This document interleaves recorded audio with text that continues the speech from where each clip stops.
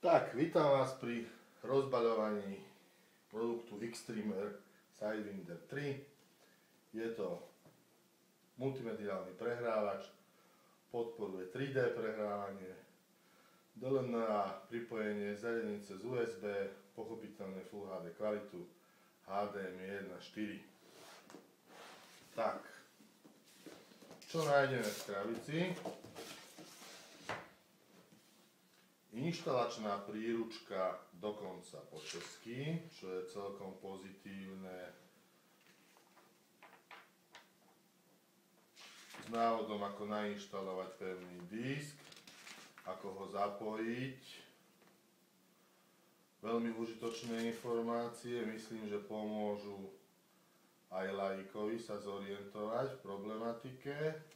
Funkcie ďalkového ovládania a hlavné menu, prípadne upgrade firmwareu, teda operačného systému. Sú tu aj kontakty na podporu technickú. Užitočná vec. No, krabica, katalóg Xtreamer so všetkými ich produktami.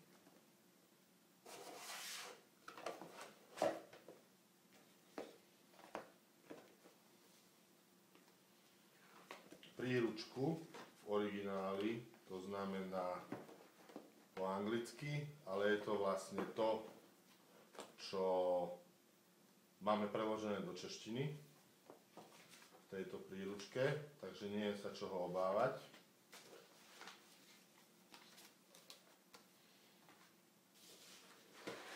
Samotné zariadenie, pekne zabalené.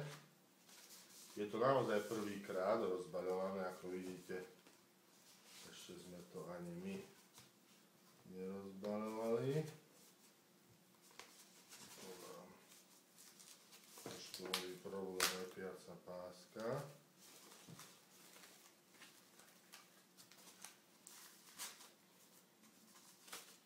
No, toto je ono. Klasický Xtreamer Sidewinder vyzerá veľmi podobne ako verzia 2, trošku taký hrubší, verzia 3 není až taká rozdielna od dvojky, všetky konektory, HDMI, lokálnu sieť, optický výstup, napájanie, malý ventilátorček, tu na boku vidíme slot na pamäťovú kartu, USB zariadenia, USB 3.0, je ten modrý konektor. Vpredu zapájanie, na boku nič, spodok. Takže toto je ono. Potom tu máme krabicu s príslušenstvom, čo je zaujímavé. To si trošku odložíme.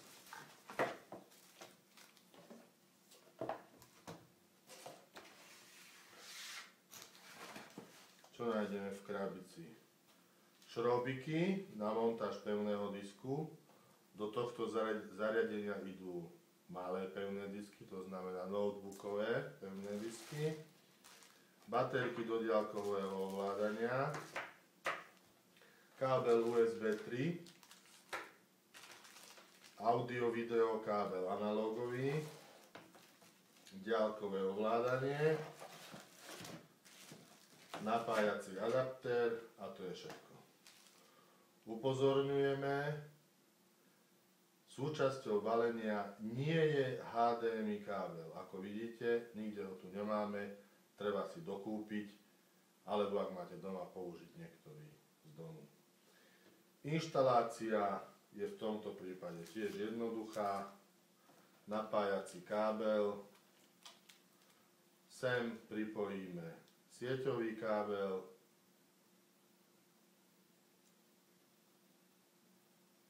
a HDMI výstup pre televízor, prípadne analogovo